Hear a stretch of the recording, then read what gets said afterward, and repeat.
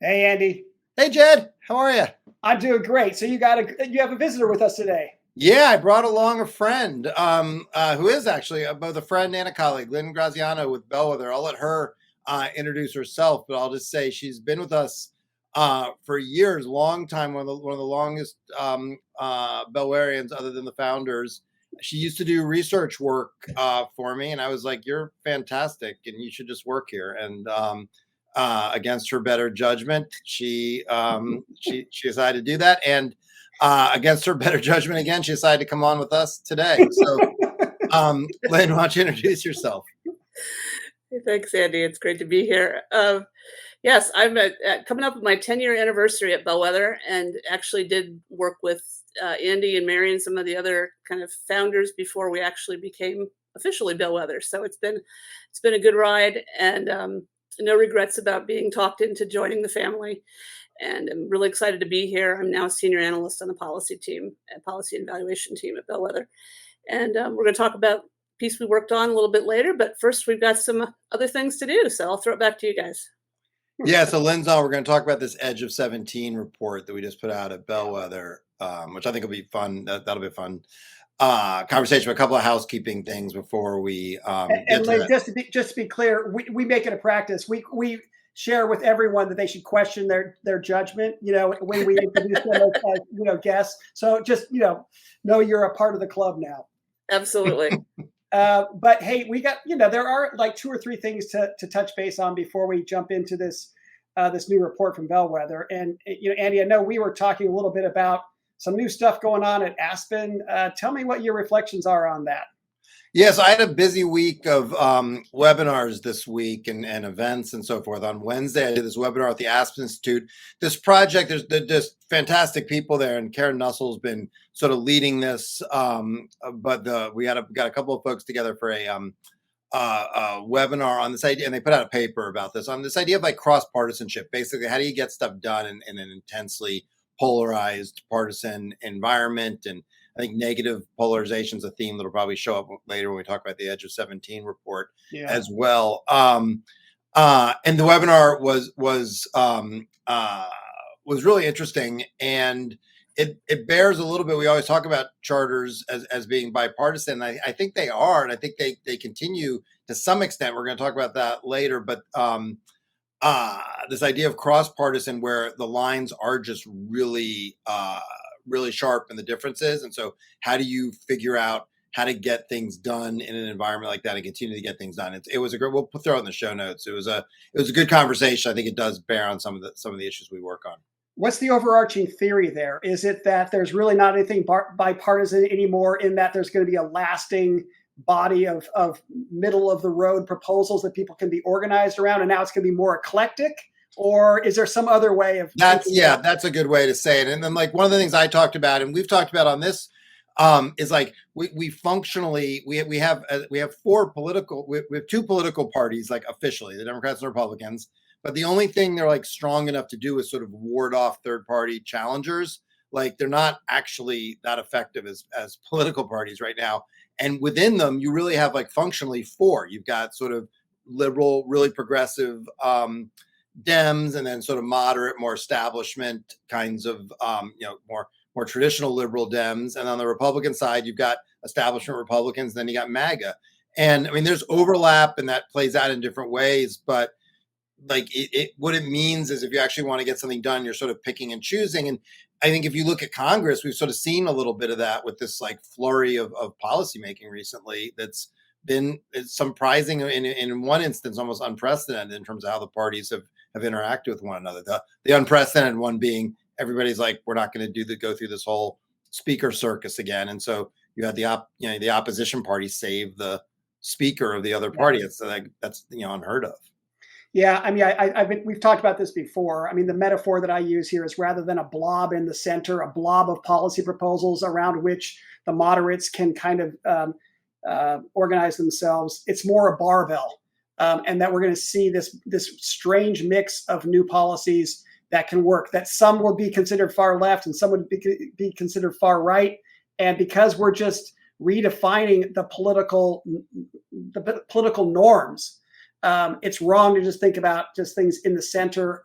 And actually, we need to start thinking: are there new ways to propose something that previously was thought to be far left, in ways that might resonate with people far right? And we have just a weird eclectic mix of new things that might be driving ed reform in the decade in front of us. Well, I hope you're right, because that's in the past. I mean, I remember, like, when George Bush was getting attacked on No Child Left Behind from his right flank, people hated. They were like, why are Yep. we doing all this stuff? And that was in many ways a very liberal education policy, which is why, he was partnered up with Ted Kennedy on key aspects of it. And so I think that sort of fluidity for education, given that education sort of just does not align with either party particularly well, like that. If that is the case, that's actually good news for what we do, because it'll create opportunities. Well, we will. We'll see how that plays out. Now, I know you've also been thinking about some superintendents that. Yeah. Before we get down, let's just quickly ask Lynne. Lynne lives in Pennsylvania, Yes. in a quiet little crossroads, Gettysburg. So how, Lynne, is this what we're talking about here? Like, in terms of, I've been watching Pennsylvania politics, because it's sort of an interesting state. It's going to be a key state in 2024, obviously in the election, but also just like the governor, the legislature, the politics there seem like interesting and a little confused. Does what we're talking about, does it resonate? Oh, absolutely. I mean, I think a perfect example is Fetterman. How Fetterman, everybody just loathed him and just reviled him early on, and now he's become something of a spokesperson for moderates on both sides of the aisle. And I think that's sort of an interesting example of how things aren't what they used to be. Yeah. Yeah. You're not getting what you expected in a lot of ways. Yeah, the Fetterman's, like Fetterman to cinema, like the land speed there is really remarkable. Yeah. Well, also, I think the Democratic governor in Pennsylvania, being a strong supporter of school choice, is Yes. another example of just an odd mix of things. And it being a quasi swing state now, I think it makes Pennsylvania even more interesting. And the governor seems very pragmatic, Shapiro. Like he doesn't seem like a big ideologue on things. Yeah, I feel like he's been one of the, just from how he's managed to bring people together. I've been watching Pennsylvania. I've been here a resident for 10 years, but I've also been watching it for about another 12 before that with my parents here. And I feel like he's one of the best examples in those 2 decades that I've witnessed, that he's really stood up for what he believes in and done what he perceives to be right, regardless of what maybe the policy has been traditionally in his party. School choice being a prime example of that. He's also worked very hard towards economic issues, and is also, I think, more in touch with, surprisingly maybe, with rural politics than one might expect. It's been a nice surprise. And what's interesting about this, Lynne, if I can say this, I guess if you hate it, we don't do a lot of editing, but we'll cut it out. Like, you don't share his politics, but yet you're still like admiring of his style and how he's approaching this. Absolutely. I am a firm independent, and I don't really vote one way or other. I, in the old days, leaned Republican, but as we know, a lot of us have ended more on the independent spectrum in recent years. So I do admire his work, and I admire the way that he's been able to build bridges in what you've described well as a cross-partisan world. I mean, I feel like he's managed to make connections in a way that the citizens of Pennsylvania, at least the ones that I know, respect him from both sides of the political spectrum. Yeah, so I mean, I just think that's like interesting in terms of I think there is an opportunity here for politicians who like don't react so much to like the current thing, but instead start to move towards where our politics could be going. It seems like those, politics is often, you're fighting the last war, and I think the ones who are looking forward are gonna benefit. But speaking of last wars, Jed, that's what you wanted to get at. I was just struck. So I was at the Reagan Institute on Thursday. We're recording this on a Friday, and we'll release that for Memorial Day.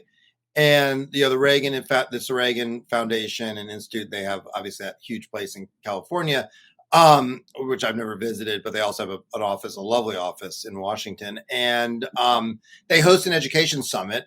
And it was really good. It was really good this year. Since a lot of people who listen to this listen for sort of the, whatever insider breadcrumbs.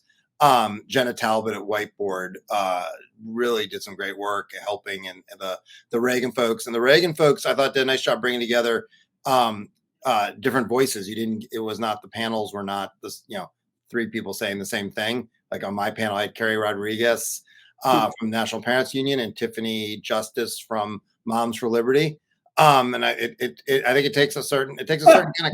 Did you sit between them? No, I didn't. Who was Ralph Smith from the Campaign for Grade Level Reading was between them. Ralph. And determined to try to stave off controversy. It was an interesting conversation. Katie Jenner, the state chief from the state chief from Indiana, who's just a fantastic state chief. And another example of this, like, she's a Republican, but she's just very pragmatic anyway. But one of the things that struck me is Kathy Truitt, the chief in North Carolina, was there and on a panel, and so was Kirsten Basler, the chief in North Dakota.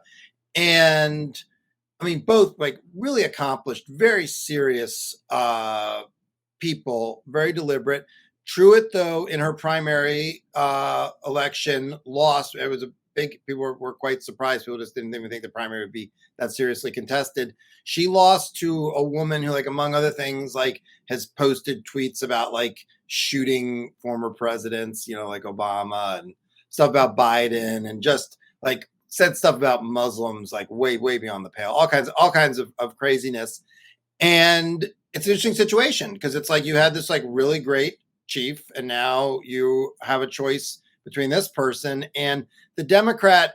The word on him down there is everybody's like, he's fine, but he's not like going to set the world on fire with like bold education ideas. So like North Carolina voters, your choice is like, lame or lunacy. Which, I mean, if you're a voter, that's a bummer. And then in North Dakota, Basler, the Republican convention, endorsed. They didn't endorse her. She's a Republican. And like I would think in good standing. She's been really pragmatic there and so forth, and they didn't endorse her. And instead, there's two candidates she's running against. One who thinks the number one problem facing public schools is the persecution of Christians, which I don't know. Like it seems to me like low reading and math achievement might rank above that, but that's just me. And then the other guy is also very, very far right, but he has the Heitkamp last name, and so I think people think they may be associating him with Heidi Heitkamp, who's a very sort of middle of the road senator. And so anyway, that is so watching Basler out there in a fight. I mean, she was like, she was president of the Council of Chief State School Officers. She's done all kinds of stuff. She's very well regarded. We should have her on the podcast at some point, although I don't know if that would help her or not. But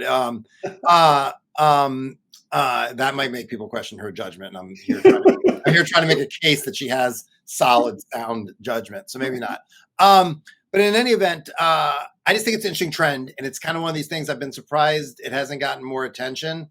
Like, it seems interesting that this is happening in our politics right now. Yeah, I think it's odd that we have all of this focus on hyper-partisanship, and there clearly there is that, but there's not enough focus on the dissension within the parties. And what we've seen in Congress is a clear example of this. Just the Republicans unable to come together, and it's just complete and utter chaos, which then results in the cross-party stuff that you're talking about in order to keep the speaker in his seat. But if you talk to people in a lot of different states, I mean, I can remember people telling me about in Idaho. It's not that focused on, but the tension within the Republican Party, and sometimes on education policy issues, where somebody said to me, literally in the Capitol building in Idaho, they were this close to fisticuffs. Yeah. On some of these issues amongst Republicans. I've heard of similar levels of conflict in other states. Oklahoma is another one that comes to mind. So yes, we are seeing the hyperpartisanship split us in this kind of way, but also within the subsets, we have similar things that are just ripping a lot of our status quo relationships apart. Fisticuffs. That's not a word I've heard in a long time. I didn't realize you were so Victorian.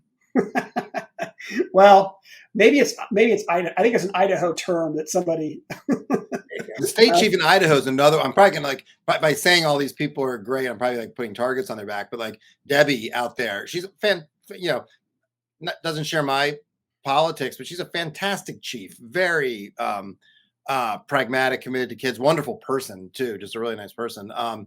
And so you've got you've got these really fantastic people, but you're exactly right. These intra-party pressures are challenging. Yeah, and of course, I mean, we could have focused on tensions within the Democratic Party as well.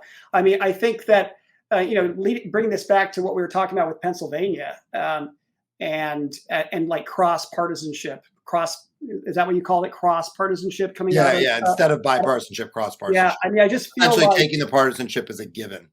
well, school choice is just one of these barbells. I think that hey, we've got very progressive people in Philadelphia that are just furious at the quality of options that they have available to them, and who are their political allies but Republicans at the state. And they might not be able to agree on virtually any other issue, but on school choice and getting something better than what they otherwise have to attend in Philadelphia is something that they can clearly come to agreement on.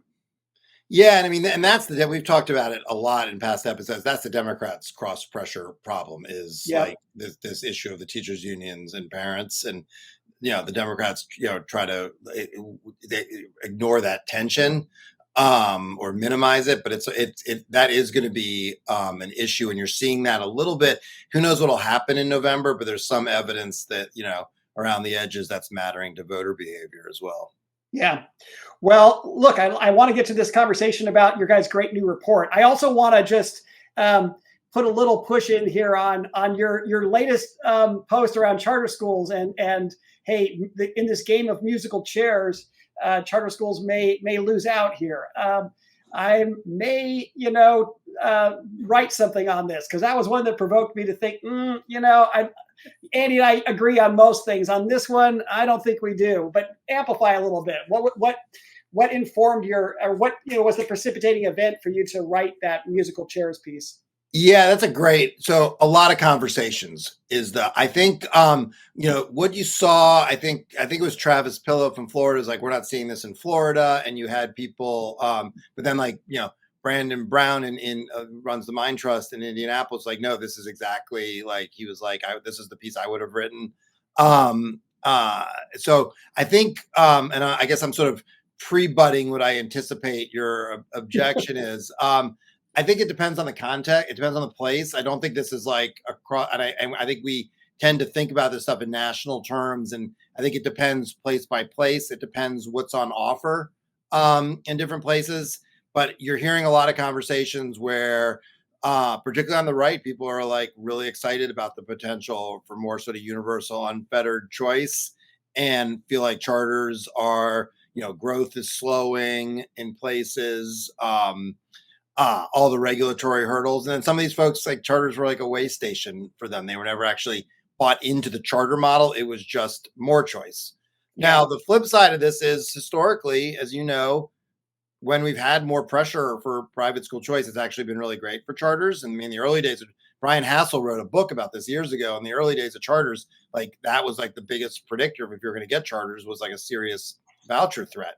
It was like a compromise. So there's a positive scenario there as well. But I'm concerned that this thing you've talked about, charters don't have a crisp differentiator right now. They've tried to basically convince the Democrats that, hey, we're not so bad, when the Democrats structurally simply can't embrace them, and that there is more energy on the right now around some of these other choice options. And so that's what I'm hearing and seeing, and it seems like a direction. It's one of those ones, obviously, like I hope I'm completely wrong.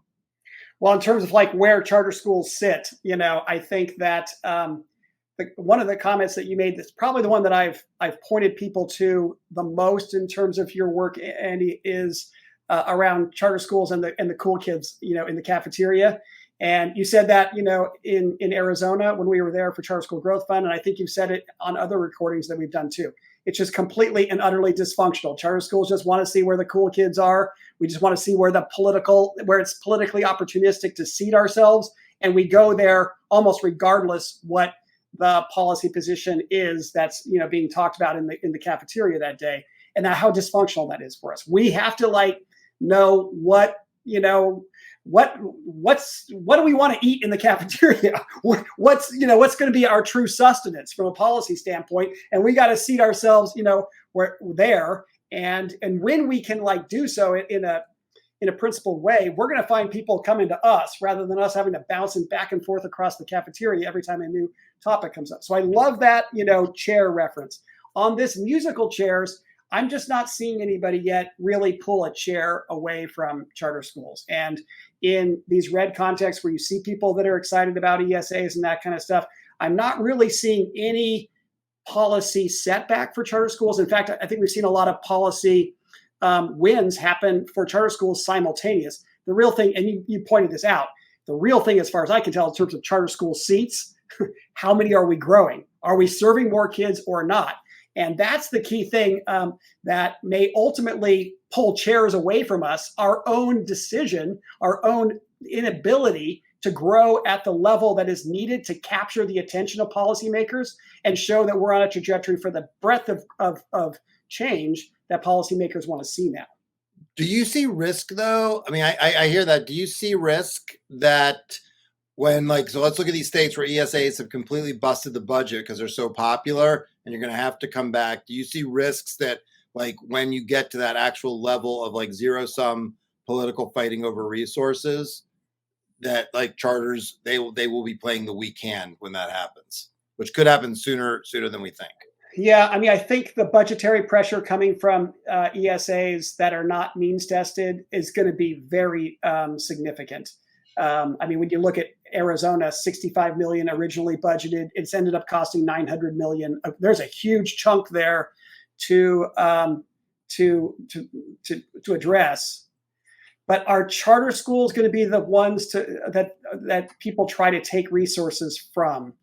I don't really foresee that. I mean, there might be some things maybe at the federal level, vouchers start saying, hey, we want a chunk of the CSP dollars so that if people want to set up a new private school, there's some funding from maybe.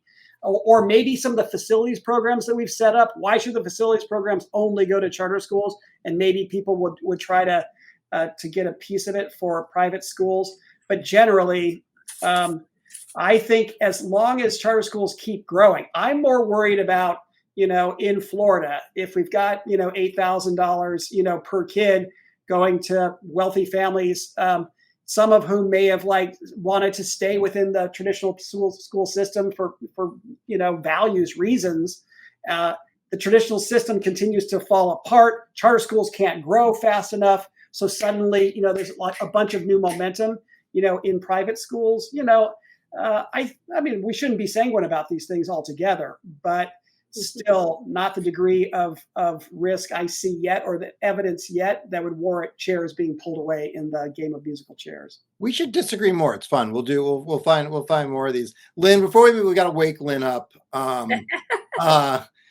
Before we move to the reason we invited you on, is it true that everything you need to understand about adult relations you can learn by hanging out in a high school cafeteria? Are you asking me that question? Yeah. Do you agree? Do you agree with our Jed? That's a place Jed and I agree that basically all you need to learn about how people are going to behave, you can learn in a high school cafeteria. It's an interesting theory. Probably. I mean, it's got some merit. It explains Congress, right? Yeah. For sure, how Congress works. You got the group dynamics. Yeah, you got the nerds, the jocks, the cool kids, the bullies. Yeah. I mean, I'm not sure if it describes all of humanity, but it certainly describes people working in ed policy. Yeah. Yeah, absolutely. Hey, so the reason we did have you on is we did this report this week. It's called Edge of 17, which I'm probably prouder of the title than I should be, but we always try to give these things catchy titles, and I felt like we should give Stevie Nicks her due. And Lynne, you worked on it, and so I just want to it was just it's one of these stock taking reports we do where it's non-normative. We don't get into like, here is the right way or wrong way to think about these questions. It's much more like, hey, here's what's happening. And we've done previous ones on sort of on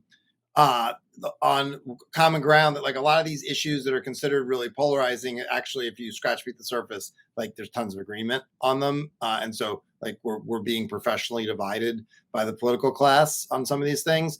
Then we did one on science of reading, and there was like, there's some risks ahead for science of reading and some lessons. And then this latest one was on what the hell does it even mean to be 16 or 17 in 2024? So do you want to talk a little bit about like what we did, and then we can dive in? And I know Jed's got some questions too. Yeah, so this kind of came out of an idea that I guess you and a colleague at Reason had earlier this year, or I guess last year at this point.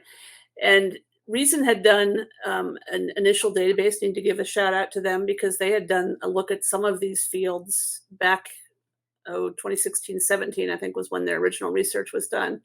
And they'd shared that with us. And we took that as kind of a springboard to look at both things that they had looked at, like sex and age of consent and marriage age and driving ages, and added some of our own categories that hadn't been looked at that time to what ultimately became 36 policies and actions that we categorized into 6 sort of rough buckets, and ended up figuring out a way to rank them, which shout out to Chad Alderman, who was also on this project and helped do the rankings of those and come up with a way to do that. And to your point, we didn't weigh anything extra based on our own opinions or what we thought was more important. We all just kind of ranked these things equally, and then sort of came up with a permissive to restrictive ranking system of the states, which turned out to be really interesting because most states are not consistently either one or the other. The vast majority of states have some areas that they're very restrictive in and other areas where they're very permissive in. And so we started breaking those down and looked at, where trends were and where there was a lot of legislation happening. And some of that was surprising as well. Yeah, I think one of the big takeaways is you would naturally assume, okay, federalism, there's going to be differences between the states. But I think the degree of incoherence within states is really, and that's one of the reasons we wanted to do this. We had a hunch that was the case. Catherine, Meg, you and I, we were just talking one day about like some of these issues that, are really hot. And so like trans kids access to healthcare is like a really hot issue right now in terms of like a lot of political friction. And everybody's like, the age should be this or that, but when you and feels very strongly. But when you pull back, you're like, wait a minute, like that doesn't align with any other it doesn't align with people's other political commitments, and it certainly doesn't align with like how states are doing things in many cases. For example, Mississippi's like, we shouldn't have trans kids shouldn't have healthcare until they're 18 because you shouldn't do irreversible stuff to kids. But like in Mississippi, you can get married at pretty much any age, which seems like kind of irreversible. And so there's just like a lack of there's a lack of consistency. And then the other thing is, I think the natural thing here is everybody's like, oh yeah, it's crazy. You can be in the military and die for your country, but you can't drink at a bar. But like, there's so many examples. It's not just like these obvious ones. There's just like all this stuff that just doesn't make any sense. When you back it out, like you can make super consequential decisions, but you can't buy a lottery ticket. You can, there's just like all these you can't gamble. When can you, different ages now around pot. And then the big one that's coming is like social media, where you're going to have states, it looks like increasingly, where kids can have sex, but you're not going to be able to like, you're not going to be able to see any representation of it on TikTok. Do you guys, were you able to identify, what may have been the moments historically that led to incoherence? Because I think that right now we're in a moment of, okay, there's this transgender issue, and people want to score political points, and they want it done next Tuesday, and let's not even bother to like review statute to see where things stand as it relates to age, and so boom, they just go. Were there other key moments in history where again people wanted to just project something within a 1 or 2 week basis that led to incoherence, or are there no patterns along those lines that you guys can identify? Yeah, I don't think there was ever a time that there was more coherence or less coherence. I feel what I came away from this was how truly um, separate our states are, that our states stand on their own strange mix of politics and values and regional interests and just economics. There's a whole variety of things that play into that. Religious mix, all of that kind of goes into it. There's some things that sort of, there was a trend, like for instance, the marriage legislation was a good example of that. So prior to when Reason did their original database, prior to 2018, almost every state you could get married at very young ages if you met some degree of exception, whether that was your parents said okay, if the woman was pregnant, if you appealed to a court to get an order. There was a variety of ways you could get married at really young ages. I mean, marriages even just as recently as 2000, 2005, 12, 10-year-olds, things you don't really want to think about. And Jed, so where are you on that? Where are you on that issue? I'm sorry. I'm on child marriage. Jed, you don't have to answer that. I ain't touching that one. Keep going. To ask everybody that. Going. Andy's proud because his state was the most recent state and the first state in the South to actually make 18 the minimum age. But when we first started looking at this, so in 2018, there were no states that had set 18 as a minimum. There's now 12. And in the course of this project, which has just been a few months, it went from like 7 or 8 to 12. So this is like a hot area of legislation that a lot of people are not aware that there's 2 or 3 really strong advocacy organizations out there really pushing to make 18 the universal minimum age across the country.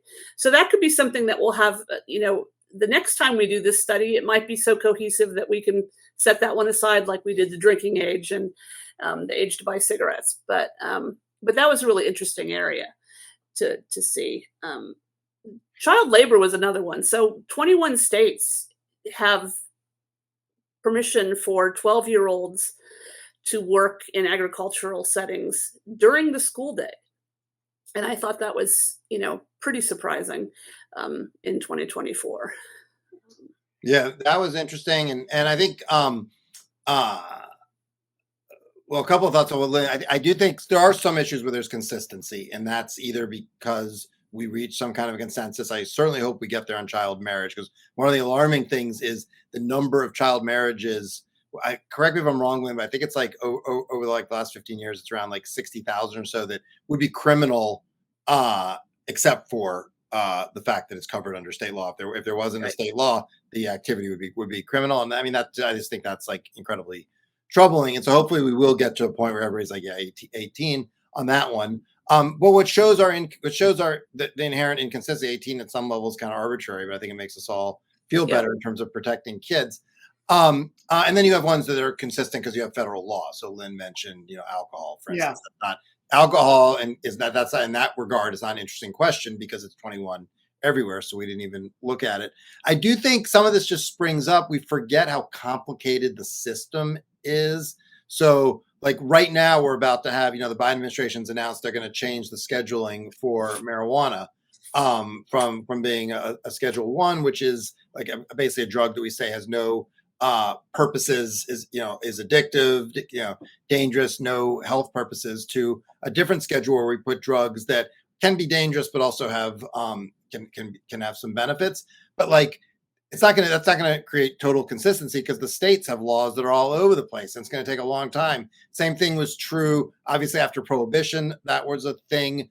Same thing was true like women. We talk about suffrage. Like women were voting in many places before you had the federal law. Like, so there's like, I think some of it is just like fun with federalism level stuff. There's just always, and then you have the thing that Lynn's talking about where people get hopped up. I think it was Lynn said, just on a particular issue. And so suddenly that issue, just emerges and then that's going to be there. And then these laws don't change for a while. So I think it's like all those things lead to this inconsistency. And then we're talking about kids. So like we're very susceptible to moral panics, and that shows up. Well, it's kids in this moment in time too. And with all of the new stuff, I mean, heck, it could be that they're going to be taking away cell phones from 17-year-olds at least while they're in school all day, right? Right. So So they'll be in some states they'll be able to have sex, but they will not be able to take pictures of themselves with their phones. Yeah. No, so it's just it doesn't make a lot of sense. and as you guys pointed out in your report, we also have this kind of societal evolution of a lot of young people pushing off certain adult activities. I mean, they don't want to drive anymore. They're Right. getting also a lot of teenagers, they aren't having sex anymore, right? Right. And There is so evidence for it, how do you think the incoherence that you found that seems like it's been there forever? Perhaps there's a spike up, as it relates to the transgender stuff, but this historical incoherence about what defines an adolescent and what defines an adult. How is it, affecting teenagers today? Yeah, I don't think it's the transgender thing is causing it to spike up. I think that's No? just Okay. an example. I just think that's an example where everybody gets hopped up about a particular issue. Okay. And that was sort of like that was the impetus for us to do this report, is like, instead of focusing on any one issue, just broaden the aperture and like, does this make sense? Because what we have is this situation where you have, in some, kids have all kinds of access in various states to different kinds of healthcare, mental health services, and so forth. And again, we didn't get into who's right or who's wrong. You can argue you shouldn't be, someone wants to make the case you shouldn't be able to access mental health until you're 18 without your parents' consent. Like, have at it, go make that argument. But the fact is, like, across the country, it looks like wildly different right now. And that's what we were simply trying to call attention to, and just how illogical. Like, in Virginia, the age of consent for sex is 18. In Montana, it's 16. I use that example in something I wrote about this week. And like, you have to ask yourself, are kids in Montana 2 years ahead on average in their ability to make good decisions? Are kids in Virginia really 2 years behind? Or is this just totally arbitrary? And then, like, I mean, you can look at brain science and stuff, but there's not like a clear, like, what should it be? And I think we often do tend to default to 18 just for customary reasons, but like there's no, like, maybe it should be 17. Like, it's just hard to, and so you just end up, I think, with just a lot of arbitrary stuff. Lynn, what would you say? I think I lost track of the question at this point. Just in terms of Go with kids. Well, at this point on, like, does this affect kids? And I guess my short answer on that would be, I don't think it does, because kids are gonna, if kids want to drink, they're gonna find a way to drink. They don't care it's 21, right? And if they're gonna engage in various kinds of behavior, like, I don't know how much attention they pay to this. Yeah. So one of the things, we were looking at this through the lens of you talk about, ignoring the laws and the incoherent laws. Vaping is a great example of that. And it's an issue that really does plague schools, because schools have to wrestle with it all the time. And yet technically no one within those school, doors, other than the teachers, should be able to buy vaping products, and yet obviously kids everywhere have them. So I think that's an example of where, even with the incoherence and or the coherence of a law, it's 21, there can be just incoherence in how it's enforced and plays out. I think for kids today, though, as opposed to when I was growing up, there's more a sense of what other kids can do in other places, right? We talk about social media, we talk about TikTok, you can see what the kids are doing in California if you live in Nebraska, and you can see what permissions are in different places that maybe you don't have where you are, particularly when it comes into issues like getting an abortion or having somebody provide you some sort of transgender health care. There's a tension that comes in there then with knowing that here you are the same age as somebody else and they can do it and you can't. And I feel like that's probably just adding to the sort of the anguish and the general angst and mental health issues that some of our young people have. That recognition that it's not the same for other kids, and that if they could just get their parents to move them somewhere, maybe their life would be better in a way that they perceive. I found that kind of interesting to think about. Yeah, that interconnectedness is a big thing. And we talk about, Jed, one of the things on this, we schools or people are like, well, why are you guys interested in this? And like, because a lot of this Yeah. lands right at the schoolhouse door. Yeah. Schools are mandatory reporters on a Right. variety of behaviors. They have to enforce some of these other laws, around labor and in some cases driving and things like it just shows how schools are just intersections for sort of communities Yeah. on all this stuff. And then you throw in all the sort of hot button social stuff, whether it's around mental health, around transgender kids, Right. around social media. Like schools end up like at the flashpoint. And also, if we're being fair, like schools also have in some cases injected themselves into this. They've decided to take positions on highly disputed issues. But that's one of the reasons we did it, was just to like this in some ways is an educational issue just because of where schools are positioned in society. I guess where I would be, because I think I would talk about it a little bit differently, Andy, than you just did.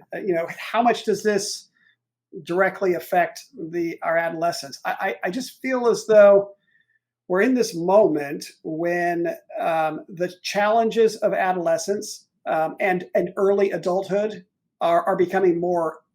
First of all, they're becoming more severe, just in terms of the mental health problems we're having, just health problems, habit changes, and all these kinds of things. We have a policy construct for what to do with quote unquote minors. And we have a policy construct that applies to adults. And it just seems as though we're entering this time when being able, from a policy perspective, to be able to say, this is what we need to help foster healthy late adolescents and early adults is a new imperative. But we don't even have a policy construct, a policy structure within which we could actually tailor helpful policy. Well, in some states you do have a contract. You have the mature minor statute. So so, but I take your point in general. I completely take your point. I don't have an answer at all. I said, like, I thought we need, in the thing I wrote about this was like, we need to be asking, where are we probably shielding kids from areas they should have responsibility, and then where are we giving them responsibility too soon? And like, from where I sit, the answer is probably examples of both. And we just have no one can tell you, like, and in the old days, you did have sort of certain rituals for various reasons, and like where kids move through these gateways, and those are sort of eroded, and so no one can just really tell you, like a 16-year-old, like, what is that? They can tell you they can drive, like legally they have that right, but what does it actually mean to be 16 in America in 2024? No one really knows the answer, at least no one I've encountered. And that, I do think, is something we should talk about.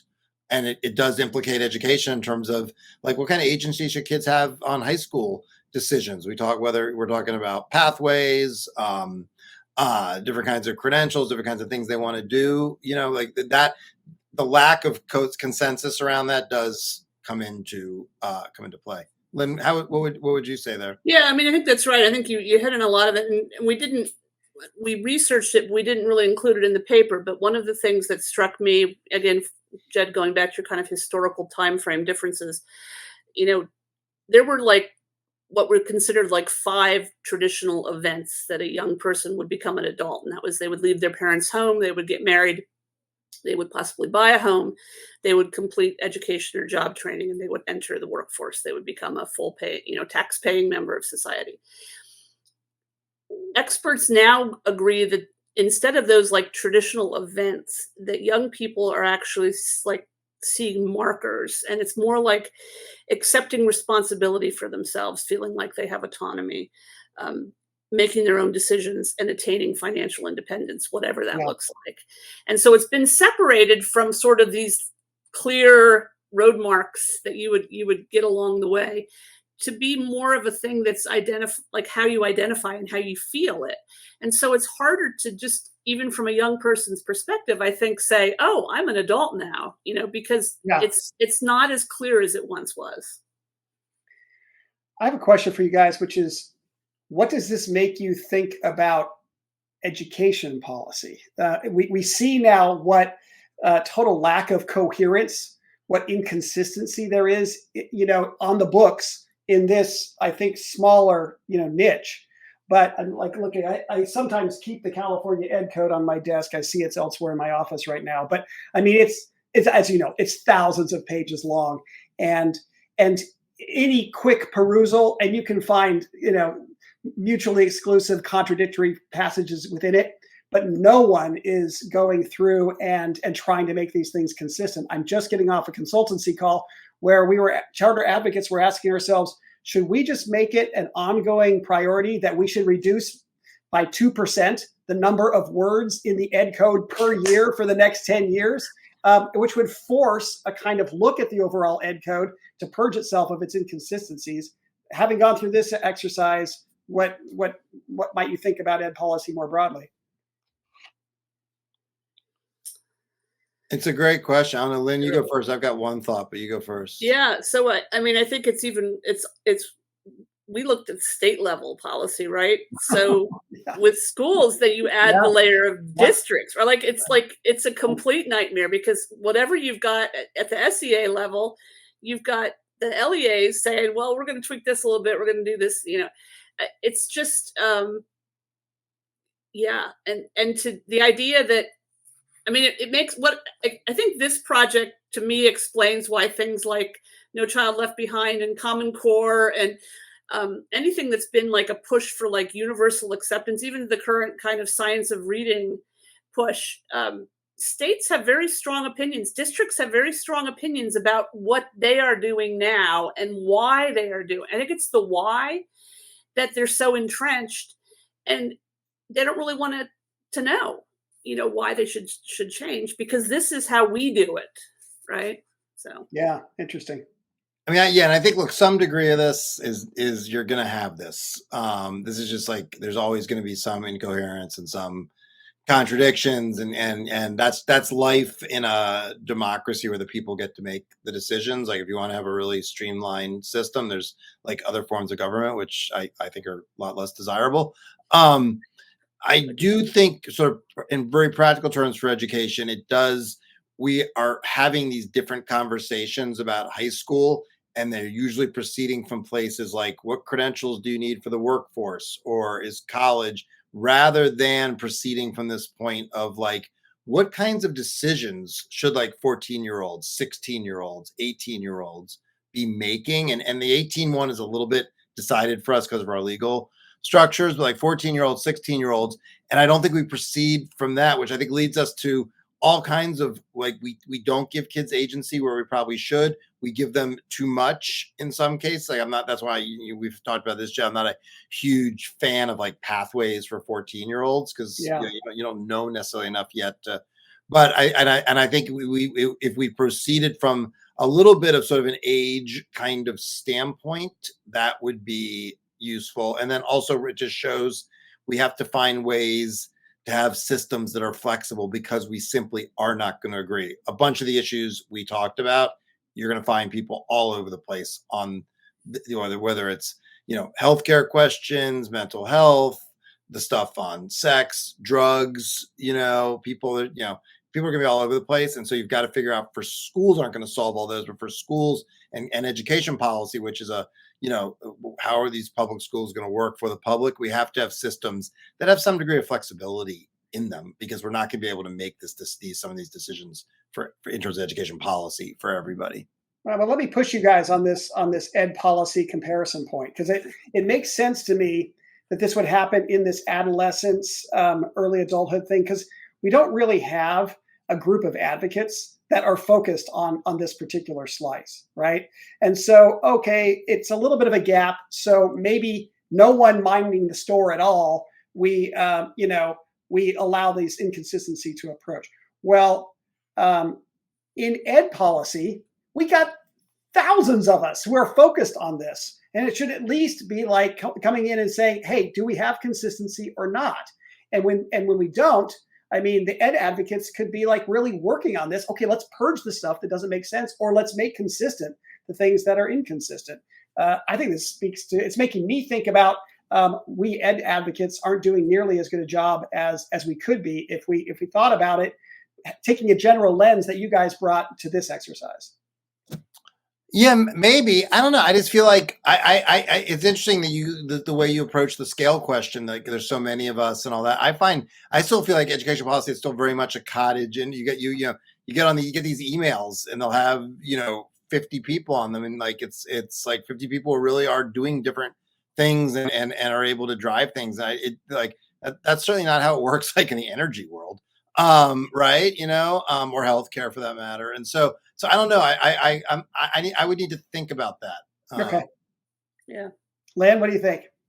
Yeah. You Same. get the last word here. Wisen this up here. Yeah. I don't think I have a wise answer. I mean, I think what you see.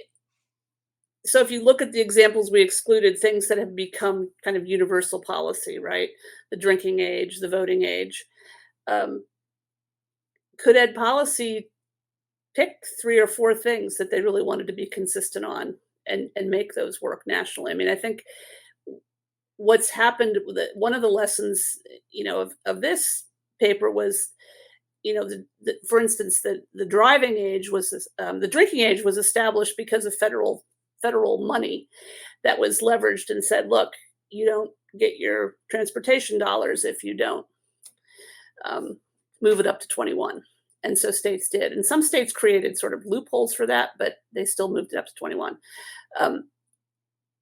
What is the federal cudgel that could be used to get everybody aligned on whatever it is we decide is the most, or 2 or 3 important things?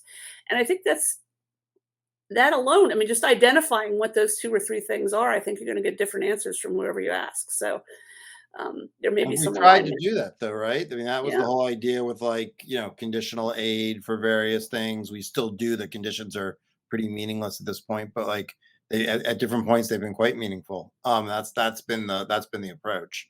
Yeah. And I like your idea, Jed. You could, and I mean, Ben Austin's trying to do this with this like right to a quality education that would actually include some sort of right of action. Yeah, it's been a big project of his. So there are and maybe we would be better off so maybe I'm completely wrong by being like, you're always going to have some of this. And instead we said, no, let's not like tolerate this level of dissonance around some core stuff. Well, I commend you guys for just taking a run at something in a new way. I when I first saw this, I did a double take on it. What is Bellwether doing? Oh, okay.